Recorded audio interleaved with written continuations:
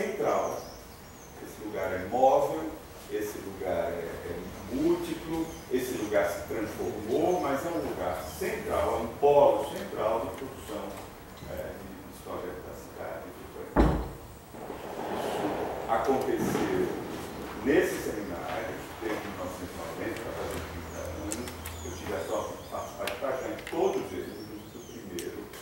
Apresentamos um texto de iniciação científica com nossa professora na época, éramos 3 alunos de graduação.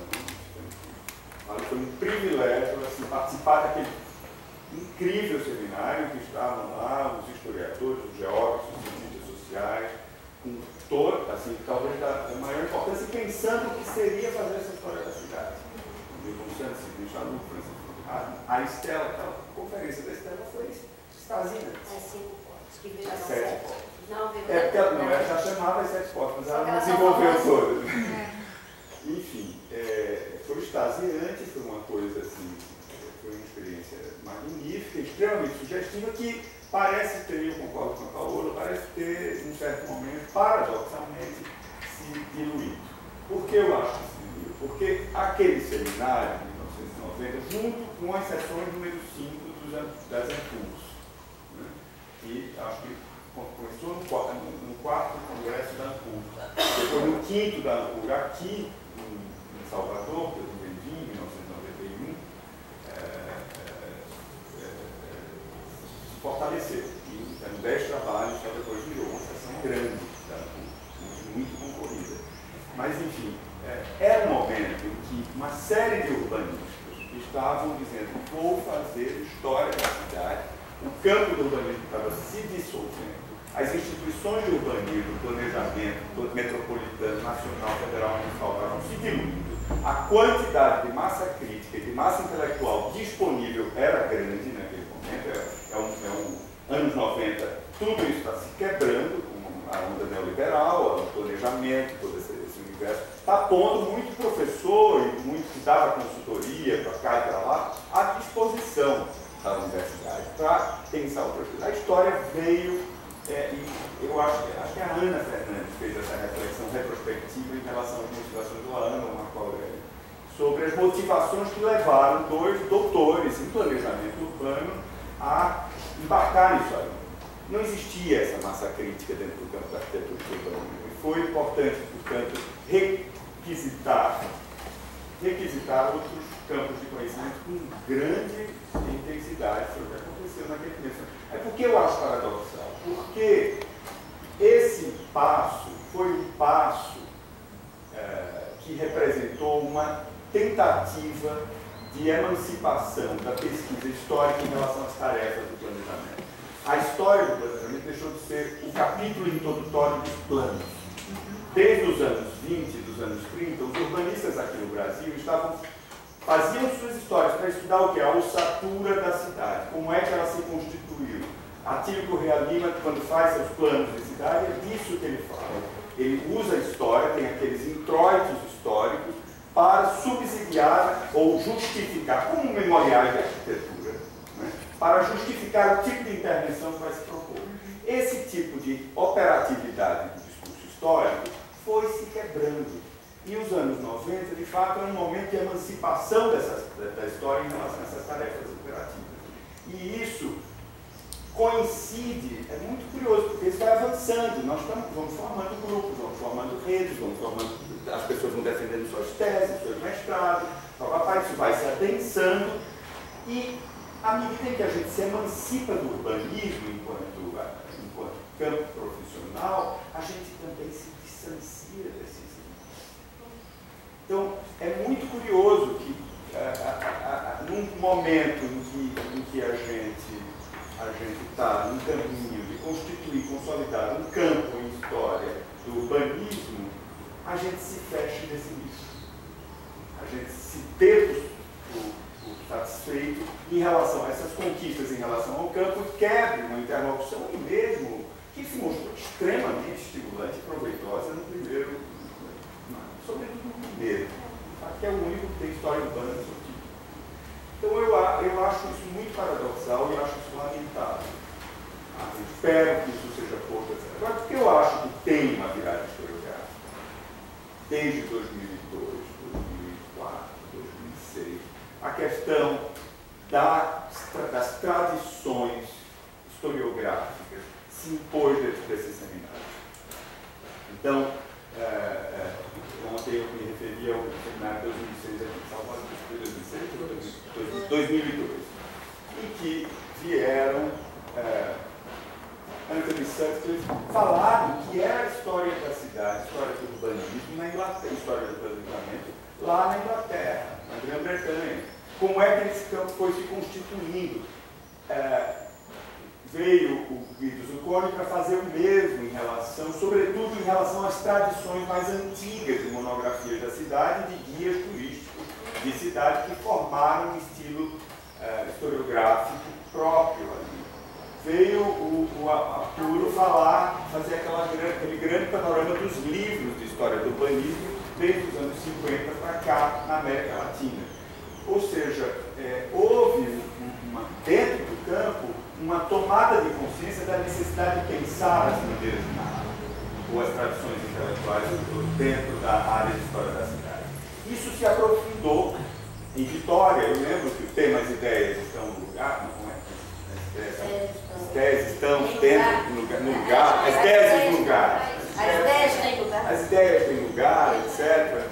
Que era um debate dos anos 70 lá, entre Roberto Schwartz e Maria Cida de Carvalho Franco.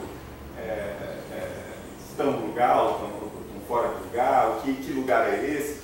De que se trata quando falamos de ideologia ou de ideologia de segundo grau, como Roberto Schwartz postulava na Revolução de Machado de Assis? Essa coisa voltou nos anos 2000.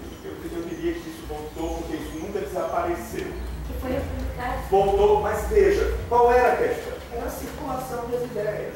Era então, como é que se percebia que a maneira de narrar dentro do nosso campo, do nosso nicho, estava se cristalizando em torno de uma naturalização dessa ideia de importação de modelos ou de referência. Foi esse debate sobre circulação que permitiu, talvez, essa coisa voltar à tona com essa intensidade e pautar o seminário de Vitória.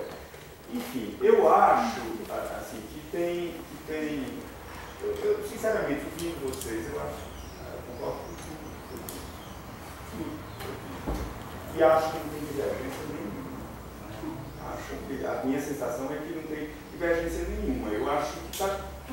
Quer dizer, pode ter certas nuances, da maneira como as pessoas fazem dentro da área da arquitetura, do urbanismo, dentro da história em si, etc. Mas tem uma clareza de que o trabalho que se faz quando falamos de fotografia é um trabalho de tomada de distância e de olhar crítico em relação aos nossos textos, sejam os nossos textos nós produzimos, ou que outros produziram, ou que outros produziram há muitos anos atrás, ou seja, as matrizes de referência daqueles textos que estamos produzindo no passado, ou das fontes documentais que nós estamos utilizando, ou seja, textos, também textos que informam e constituem a maneira de pensar o passado. Então, isso é uma coisa que é constitutiva da história moderna. É por isso que talvez tenha esse ruído aí. Eu acho que quando Washington está falando não tem história sem historiografia, porque desde o começo do século XIX, um historiador profissional, ele não pode fazer história se ele não for discutir o que foi dito sobre aquilo que ele vai fazer, sobre a história que ele vai fazer, se ele não for verificar a autenticidade das fontes ou a natureza das fontes, localizar as fontes com as quais ele trabalha. E isso vem no século XIX. Então, de certo modo, toda a história e as rupturas, inclusive, as rupturas narrativas ou interpretativas que surgem ao longo do século XIX, do século XX, porque tem paradigmas e maneiras de interpretar muito, são inseparáveis da historiografia. Agora, ao mesmo tempo, a historiografia, a historiologia, ou a teoria da história, pega curta, está refletindo sobre a maneira de escrever a história em 1870. A genealogia da moral, que você citou, é um texto sobre como pensar o passado, não é sobre escrever o passado, mas é como pensar o presente a partir das suas emergências e proveniências. Então, é uma coisa que tem tradição ao longo do século XIX.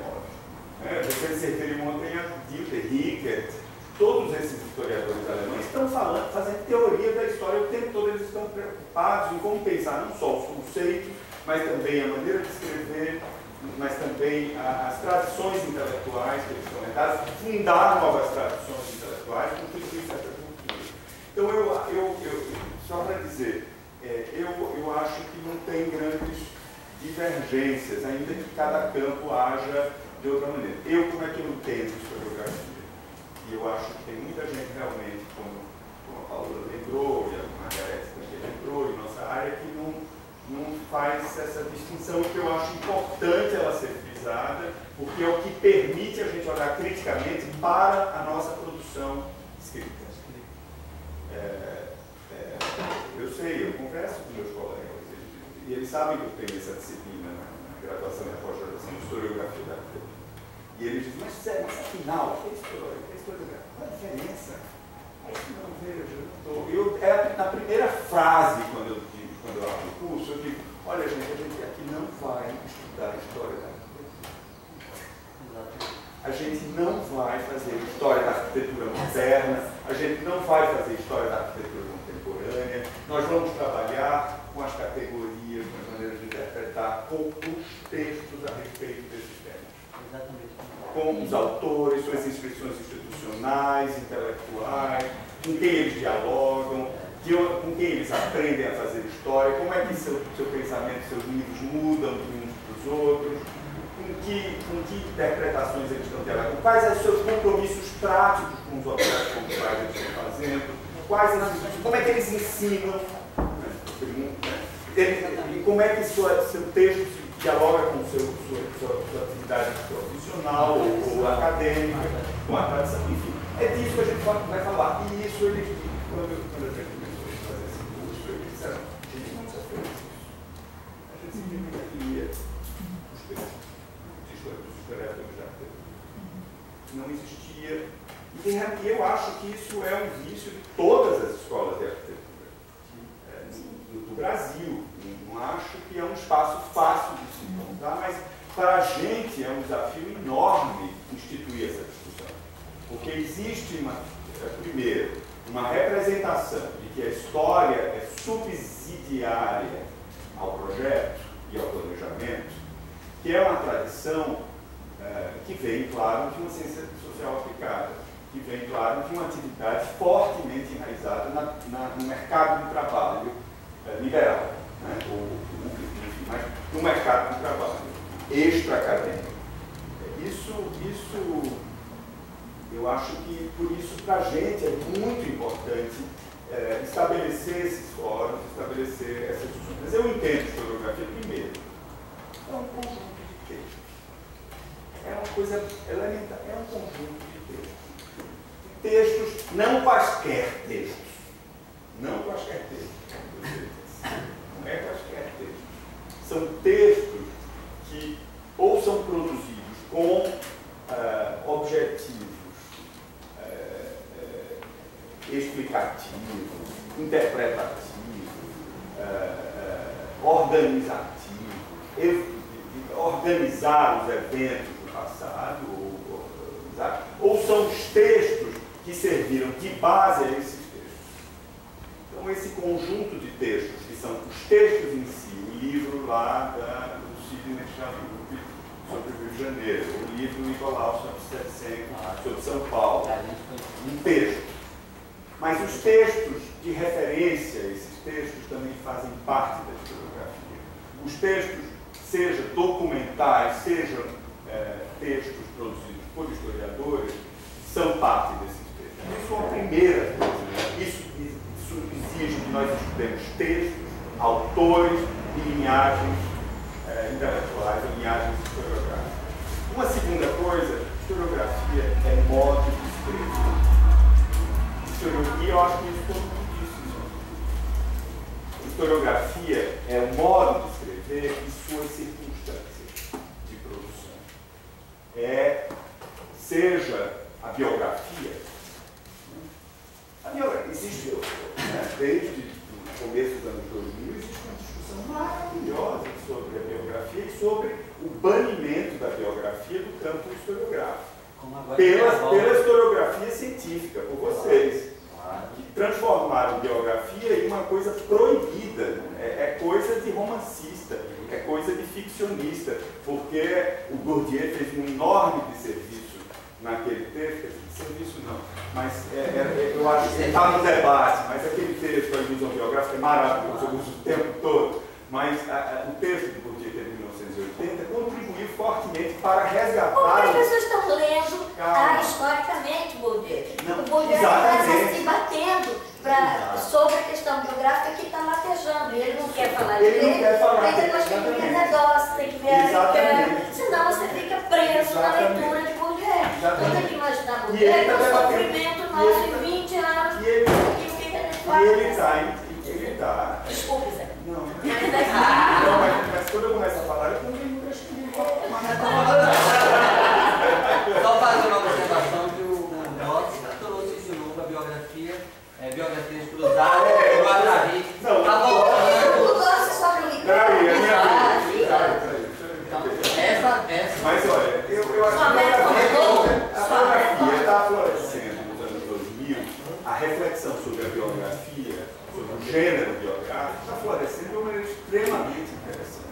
Acho que o debate lá entre Bourdieu e os italianos, que estavam investindo numa sociologia a partir das histórias de vida, né, desde os anos 70, Bourdieu vai desestabilizar o campo sociológico. O campo sociológico já está em crise. Chega esse negócio de fazer sociologia e contar a história de vida, vai virar uma ilusão, uma fantasia, uma fragmentação absurda do que é a história social. E a história social precisa trabalhar com as estruturas reais. Precisa trabalhar. Então ele tem essa questão das estruturas que é muito forte.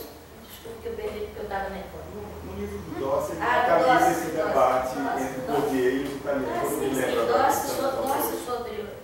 Por que Bourdieu escreveu esse texto? Né? Mas isso voltou nos anos 2000. Exatamente, eu acho que o livro da Sabina Loriga, por exemplo, Le Petit Texte, Pequeno X, Sabina Loriga, é incrível aquele livro. É uma reflexão sobre os esforços ao longo do século XIX dos historiadores em defender outras maneiras de fazer a história. Goncourt, por exemplo, os irmãos Goncourt, os portréis intimes, os retratos íntimos da corte francesa do século XVIII, que foi retirado do campo. Né? Ou o próprio Burckhardt. Enfim, são autores que, segundo o Nietzsche, né, são autores que ela vai recuperando, trabalhando na contracorrente da historiografia científica, para afirmar isso que é um problemão também para a gente, porque a gente fica fazendo biografia à velha maneira. A gente fica fazendo biografia à maneira romanceada, à maneira absolutamente... Que é aquela coisa, o aluno, ou a gente, né, se apaixona por aquele personagem de tal que a vida dele se torna uma linha de aprendizagem. Ele já nasceu brincando de jogos de montanha, por isso ele virou Frank Lloyd Wright. É coisa desse tipo. Né? Ou então, eu lembro que quando eu tinha eu orientei uma biografia sobre Nina Clabin Warchavsky, lá em São Carlos, né? Eu dava aula em São Carlos. E a paisagista, né, que trabalhou com Warchavsky, casada com ele. E eu me lembro que a Nina leu o texto da Mina, uma entrevista que ela deu sobre sua vida, gravada pelo Nilo Lazar Segal, e ela dizia: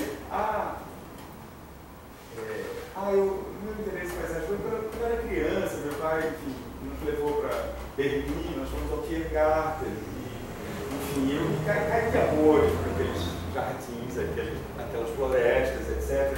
E aí ela começou a reproduzir isso na tese. Né? Peraí, isso aí é o que a Nina está falando de si. Né?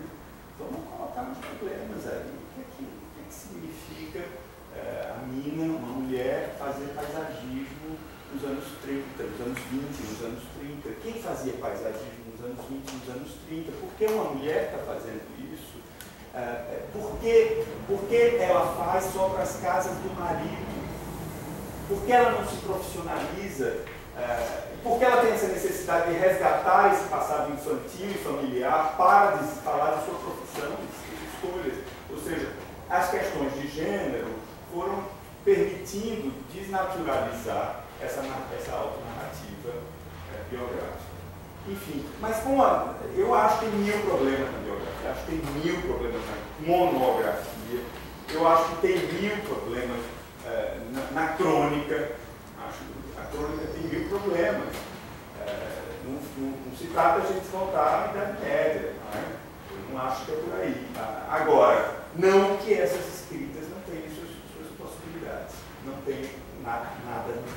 Talvez elas tenham algo a dizer, e a gente pode ultrapassar as maneiras como elas são feitas. Como eu acho, sinceramente, eu acho das coisas mais fascinantes hoje em dia, do ponto de vista da historiografia, é o gênero de ensaio.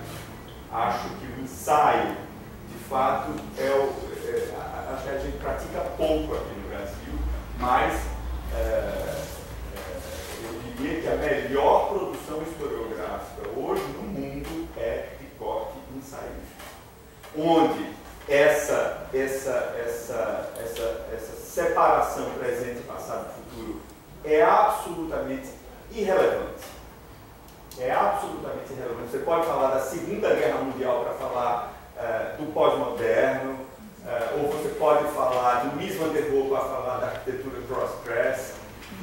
Enfim, são coisas que vão se engatando umas com as outras, com uma capacidade heurística impressionante. Eu acho que é isso. Porque o que é rico, eu acho, na historiografia? Que a gente está podendo fazer um trabalho que nos permita pensar no nosso métier, pensar nos nossos objetos, cidade, arquitetura, construção, o que seja, e pensar nós mesmos como atores dessa produção intelectual, profissional, qualquer que seja. E eu acho que esse papel, infelizmente, está sendo feito, ou pode vir a ser feito, pelos historiadores e críticos, mais do que pelos profissionais, infelizmente. Eu acho que os profissionais deveriam, o tempo inteiro, quando estão na prancheta, quando estão no estúdio, pensando nisso que a gente acha que só faz quando a gente faz workshop, seminário, pesquisa acadêmica.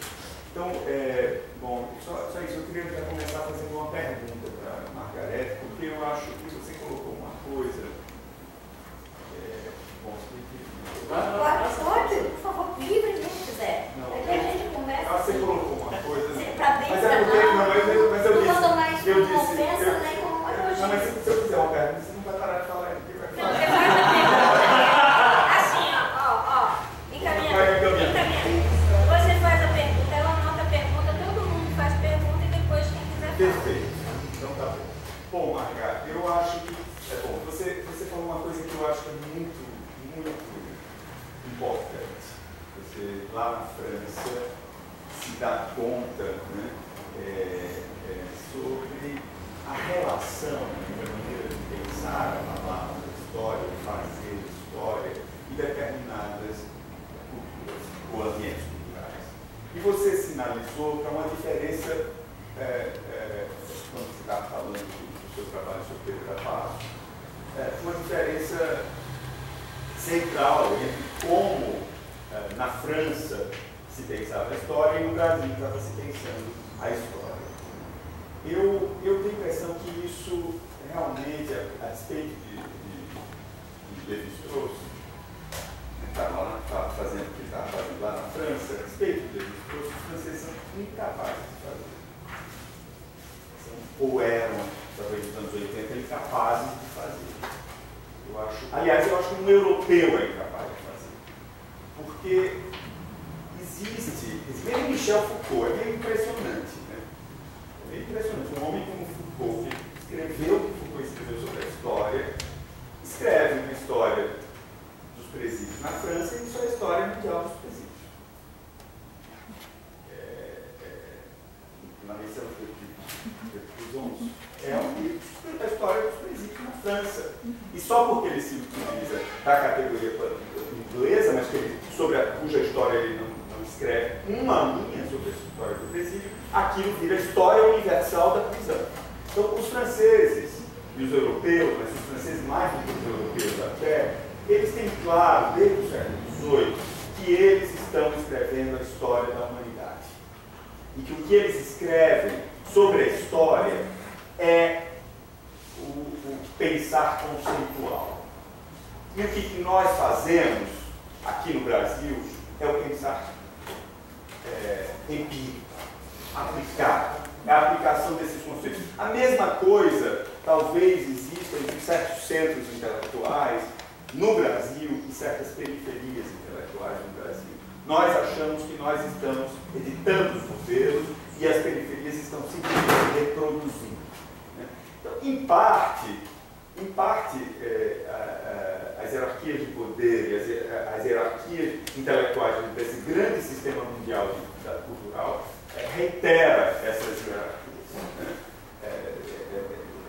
Mas, em parte, nós sabemos, com experiência própria, que nós estamos colocando problemas para esses historiadores que eles são incapazes de formular, porque nós estamos fazendo isso fora dos centros emissores, civilizatórios, emissores, etc.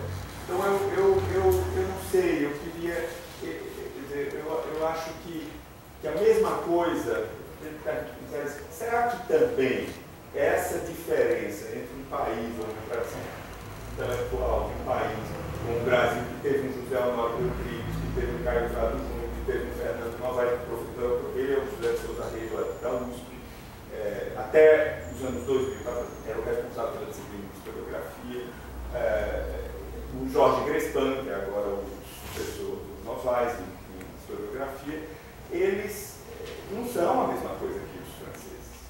Porque eles estão pensando, eles estavam escrevendo a partir da interpretação da colonização, ou seja, de uma experiência colonial.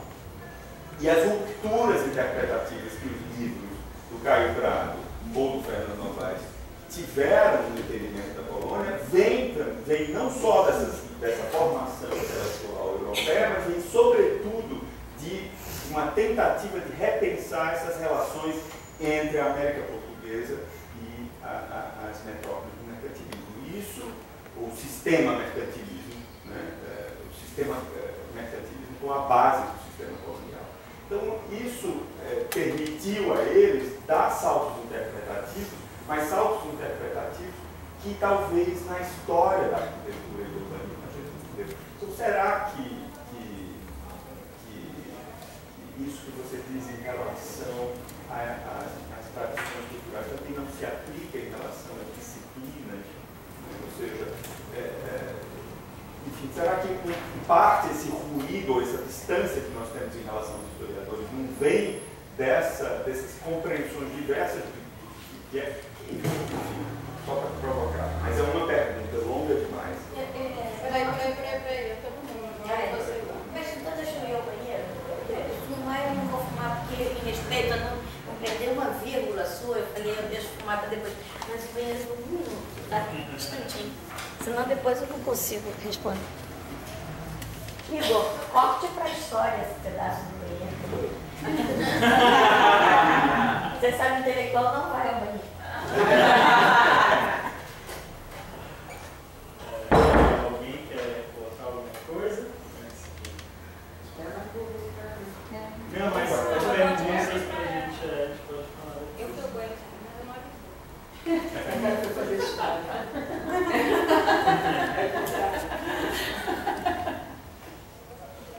Mas podem falar, a gente tenta sistematizar para depois.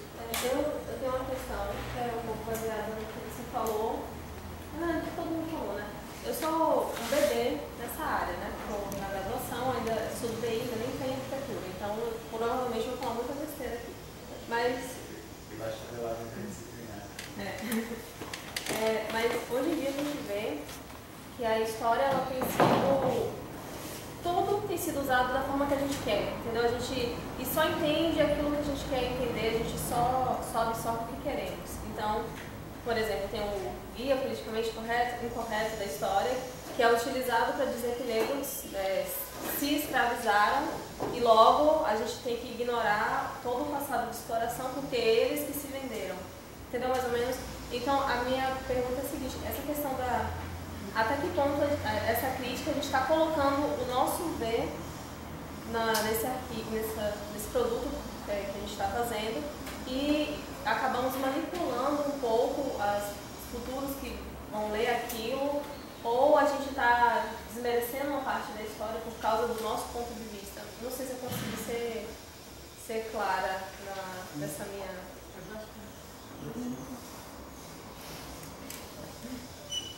Seu nome? Kaline. Mais alguém? Realmente, desculpem. Eu acho que eu vou completar um pouco algo no sentido do que ela colocou. Meu nome é Juliana, sou professora aqui da escola, e que acho também muito importante essa distinção entre história e historiografia, fundamental. Né? Na pós eu trabalho com uma disciplina mais voltada à historiografia, na graduação eu trabalho com uma disciplina de história, né?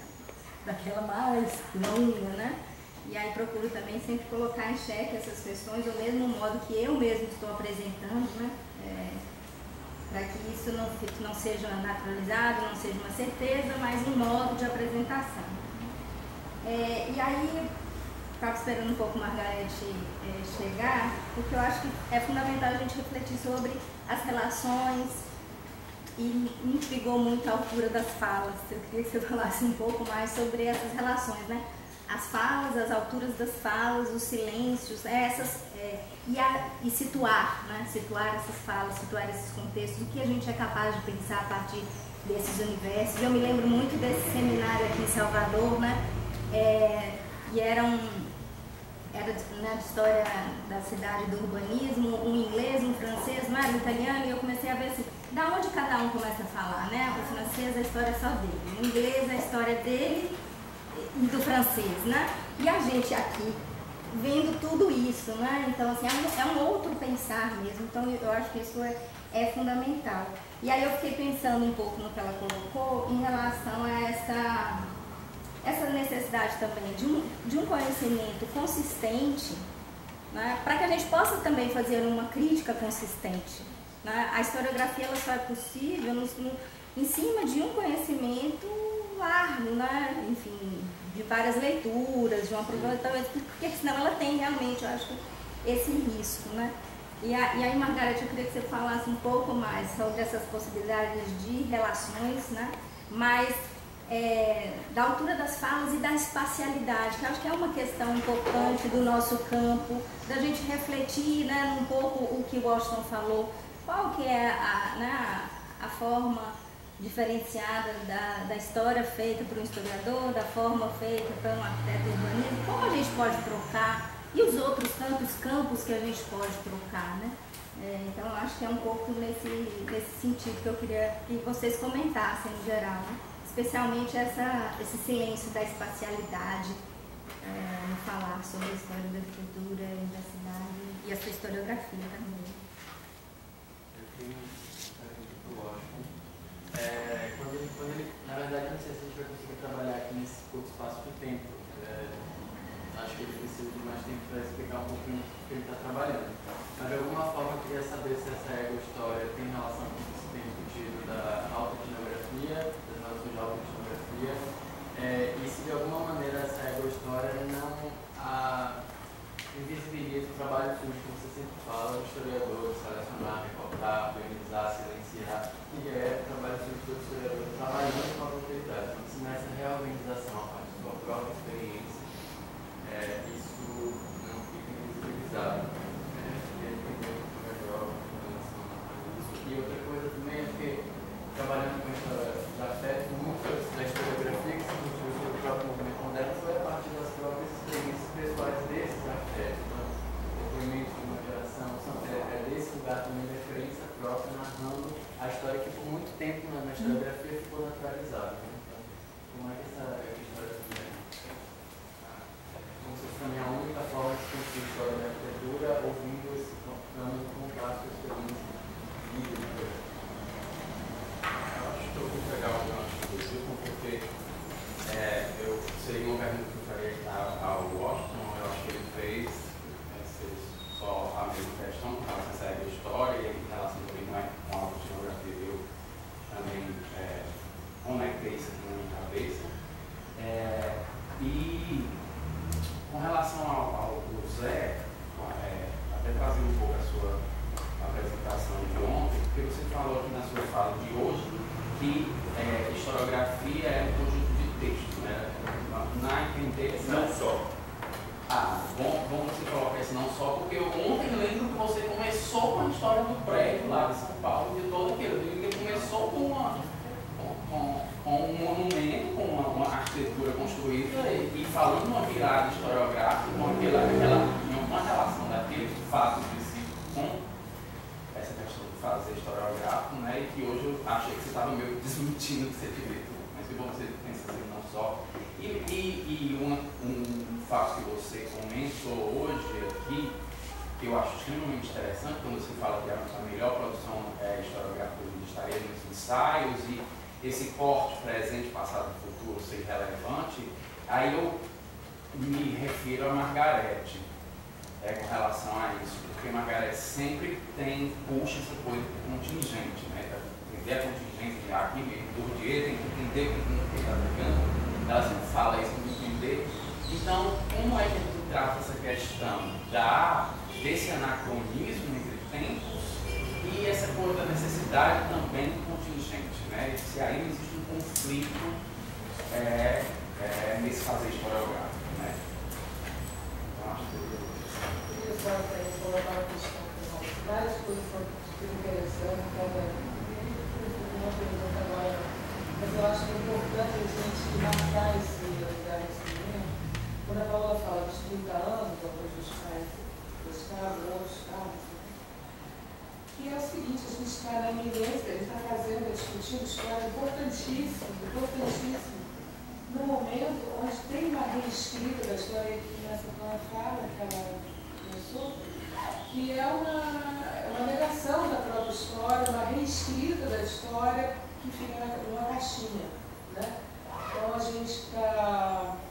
E lembra muito quando a Paola coloca da histologia dos anos 20 e logo depois na Alemanha e vem que vem. Mas, assim, tem um determinado momento, eu acho que quando a gente fala, e por que eu estou falando isso? Porque a gente está falando muito de história ligada ao passado. Eu não consigo dissociar do futuro. Eu acho que história está ligada ao passado e o presente, o presente já é passado. Então, assim, tem uma construção, a gente está construindo essa história, a gente está participando dessa construção dessa história. Então, por exemplo, quando chega daqui a 2 anos o novo seminário de urbanismo, isto daqui é uma parte da nossa história, de como está sendo pensado aquela questão, e não sei o que vai acontecer, enfim. Mas eu acho que essa questão muito importante, a coisa do livro, eu acho, que é impressionante como um edifício guarda tantas histórias, como eu fui capaz de ver, o que me impressiona, nas monografias e nas biografias, é como um edifício tem tanta sobreposição de camadas de história que você pode ir tirando e tal, e tantos meios só uma coisa. E essa só uma coisa se tornou uma verdade. E isso encerra uma questão, em vez de aprofundar mais a discussão. Eu acho que a gente tem que fazer convites mais a essas interlocuções. Talvez a gente tenha que deixar mais abertos um pouco os nossos discursos, não de imprecisão, não estou falando de imprecisão, mas eu nunca falaria disso, mas assim, de deixar como outros podem se inserir, né, outros, como ele falou. Eu acho que é um pouco isso, me deu essas indicações do que vocês falaram. São várias questões, eu vou agradeço muito mesmo, né? Muito bom participar desse debate. Eu queria saber um pouco mais, se for possível, nas falas, acho que tem todas as respostas, essas diferenciações mesmo, assim, passado histórico, acho que uma coisa que, queira ou não, a gente é diferente, mas vira e mexe mesmo nas falas, isso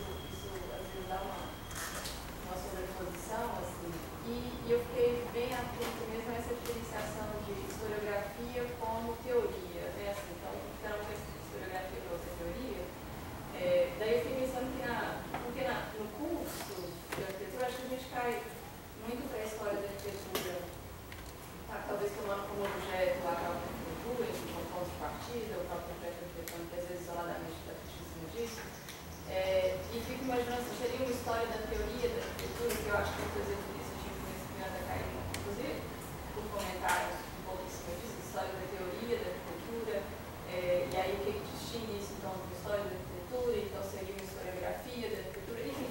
Eu sei que parece que já ficou dada essa distinção, mas eu acho que são considerações que, de novo, assim, por que então é tão importante para a gente pontuar isso agora, né? Acho que é uma pergunta realmente importante para o campo, assim, que embrolho foi esse que chegamos e que a gente precisa, talvez, não, peraí, isso é história, isso é teoria, isso é filosofia, né, da arquitetura, teoria, não sei. Então, se nas respostas for possível atravessar essas questões de novo, eu acho que... Então, vamos só fechar esse bloco, senão vão ficar muitas perguntas. A gente faz mais um. Não tem que fazer as perguntas para os outros. Complementar só a pergunta de Júnior, para acrescentar nesse esclarecimento a questão de onde fica o urbanismo e a arquitetura nesse pensamento todo da história. Porque é falado de história do pensamento urbanístico, história do pensamento arquitetônico, e aí onde você entende que está a arquitetura e o urbanismo, essa diferenciação, pessoal? Eu queria pedir só para a Kaline repetir rapidinho a sua pergunta, que Margareth não pôde ouvir, só para, e como várias pessoas se referiram à sua pergunta. É isso. Normalmente eu sou leiga praticamente, né, no assunto, então me perdoe se fizer alguma colocação errada. Mas atualmente a gente está vendo até onde essa historicidade pode ser manipulada como nós que estamos escrevendo ela, entendeu? Até onde nós estamos colocando o nosso pensamento na nossa produção e acabamos fugindo um pouquinho da história em si, porque normalmente a gente entende o que quer entender, a gente pensa o que quer, a gente escuta o que quer escutar, né? O que quer ouvir, e acabamos influenciando outras pessoas com isso. E aí eu citei o Guia Politicamente Incorreto na História Brasileira, que hoje ele é muito usado em discussões do cenário atual político, onde no livro fala que os negros se escravizavam, né? Que na verdade na África eles mesmos que se vendiam. Então hoje todo o discurso racista e tal se baseia nessa afirmação de um único livro e esquece todas as outras bases.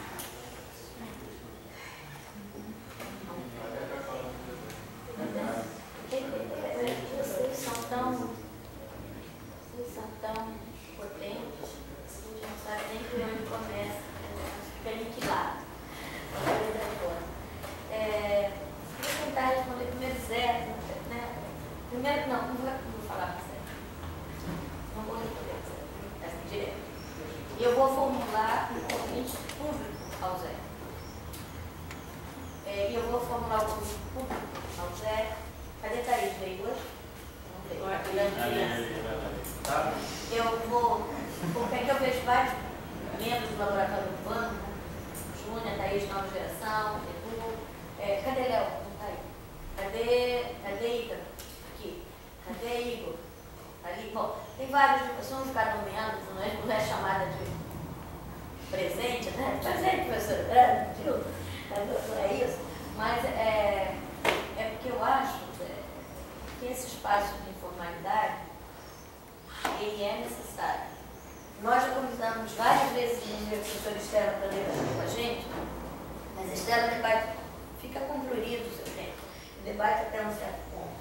Eu queria convidar você para estar mais perto da gente nesse pool que nós estamos fazendo e que entrou agora o CIEC, com a Josiane, com a Estela e com o Rodrigo de Faria, com o Robert não está, ele está no meu grupo de pesquisa, mas como ele fica doente de vez em quando, como eu fico doente, como eu tenho que ir para o médico, como vocês viram aí de vez em quando, ou cuidar de jeito para o médico, então tem que trazer o Robert mais perto, tá?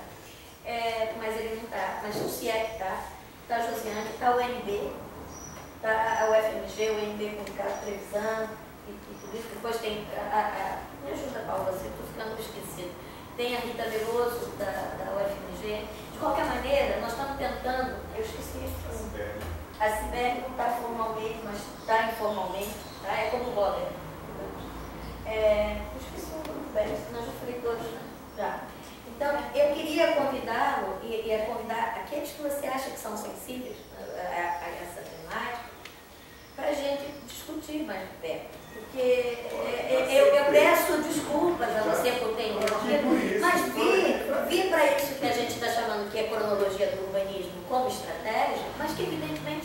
a dimensão, é a ponta do iceberg daquilo ali, entendeu? Nós já tivemos que discutir com Ana Fernandes, vocês devem lembrar, se mantínhamos ou não mantínhamos o nome cronologia do urbanismo. Nós pensamos a cronologia do urbanismo, mas depois ela virou a cronologia do pensamento urbanístico. Então há temporalidades ali, de discussões teóricas, que nem figuram na própria plataforma. Tá? Os verbetes são construídos, cada um, e aí eu já começo a responder um pouco a sua pergunta. Então, cada um é constituído em um determinado tempo, mas eu acho que nós iríamos... ontem você terminou sua fala falando da cronologia e do risco de uma excessiva fragmentação. Tá? É justamente para não ficar multiplicando e cada vez mais numa história, eu até escrevi no meu caderno aqui, Bovary e Pécuchet. Vocês lembram dessa figura desse romance? Bovary e Pécuchet é o seguinte, você deve me ajudar a dizer, é o caso de dois amigos, né? Em que eles é uma crítica à noção de enciclopedismo, porque cada vez, não sei se é o Bovary ou o Pécuchet, eu já li isso lá para trás há muito tempo, que fala assim, não, você não sabe sobre botânica, aí a pessoa vai estudar sobre botânica. Ah, mas você precisa então estudar, ler tal coisa. Agora precisa ler tal coisa, você acaba a pessoa estudando Deus e sua época, né? Então o infeliz, que eu não sei se é Bovary ou se é o Pécuchet, ficava enlouquecido, porque nunca ele não sabia nada, né? Nunca ele estava preparado para fazer coisa nenhuma, porque ele tinha que saber disso, daquilo. Né? O que é formar? Né? E aí eu venho da noção de cultura dos alemães, da noção de Bildung, e eu aproveito sempre aí, porque ele fala alemão, estudou filosofia. Mas então, a questão da Bildung, da construção de cada cultivo de sonetos, né? O cultivo de quê uma universidade deseja? O cultivo dessa nossa possibilidade e dessa exigência da universidade ser não o espaço justamente de todos os relativistas, mas o espaço de reflexão sobre essa condição que nos é colocada como homens, de exercer um juízo sobre as coisas. Né? Temos livre arbítrio e julgamos. E julgamos para quê? Para tentar não errar. Então, essa coisa que foi muito discutida lá no século XVIII, ela me ajuda pelo menos a começar a responder um pedacinho dessa coisa. Porque o que eu acho, o Washington, eu escrevi, eu acho que há 80%, por isso que eu faço convite, há 80% de convergência. Acho que há. Nós estamos em 20% de ruídos. E isso não é com José, é interpares. E isso vai ouvir, vai existir, e é isso que nos comenta. Por exemplo, eu falei do negócio da historiologia, aí Paula falou, mas eu já te falei que achei depois do vago, não sei o que, não. Eu, por alguma razão, obliterei, ou ela pensou que falou para mim, ou não sei, eu perdi o WhatsApp, onde estava escrito isso, sei lá, entendeu? Mas é uma questão. Às vezes, por exemplo, ela usou várias vezes a palavra por trás, não existe por trás. Eu, por exemplo, gostaria de discutir com ele aqui, falou, eu também, mas isso é fácil de você reconhecer no discurso do outro, você não é capaz de reconhecer, às vezes, o seu próprio discurso, esse que eu estou querendo dizer, as armadilhas do próprio lugar de fala. Tá? Então, eu quero começar, por exemplo, com o Washington e com o Zé, tem essa coisa da teoria. Júnior, eu criei uma disciplina, André, não sabe que era do departamento? No departamento do urbanismo, botei lá, História das teorias, que era responsável pelo segmento, né? História das teorias do urbanismo, que era para estudar o quê? Não só o jeito como elas são enunciadas e formuladas e os seus regimes de historicidade. Até quando aquilo ali tem validade? Até quando aquilo ali fica como uma verdade contingente, uma verdade provisória. É aquilo que eu posso pensar sobre essa matéria até um certo ponto. Porque justamente a universidade não é, no meu modo de entender, e isso que nós estamos fazendo aqui, para o qual eu convido ele, lógico que vai sobrar sempre a gente a sair daqui com novas coisas. Mas aqui é um lugar, porque tudo é relativo, porque tudo pode ser dito, é que a gente se reúne e discute.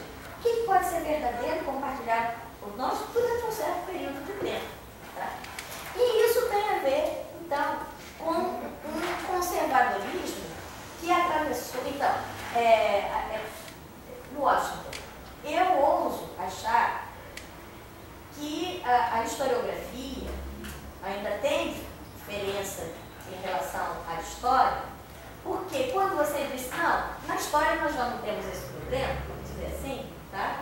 É porque você tem, e aí é o ponto que vocês, José, concordam, que eu discordo, e acho que o Paulo ainda é mais radical, é o problema que há conflitos. A gente não pode, o José não pode dizer que os historiadores profissionais desde o século XIX, cientificamente, pensavam no seu modo de escrever história. Não, porque não foi isso, porque tem os positivistas de um lado e tem os outros que é o contrário. Eu sei disso, eu anotei aqui. Não tem conflitos. Não, você vai dizer, mas o seu discurso, numa hora você fala isso e depois na outra hora você fala outra coisa. Não sei, pelo menos eu anotei assim. Não, é o que eu estou dizendo, eu sei fazer no discurso dos outros, peço que me ajudem a localizar o meu. Tá? Então, o que acontece? Há conflitos ali nítidos, né? E há conflitos hoje, e há conflitos inclusive por conta desse abaixamento da reflexão sobre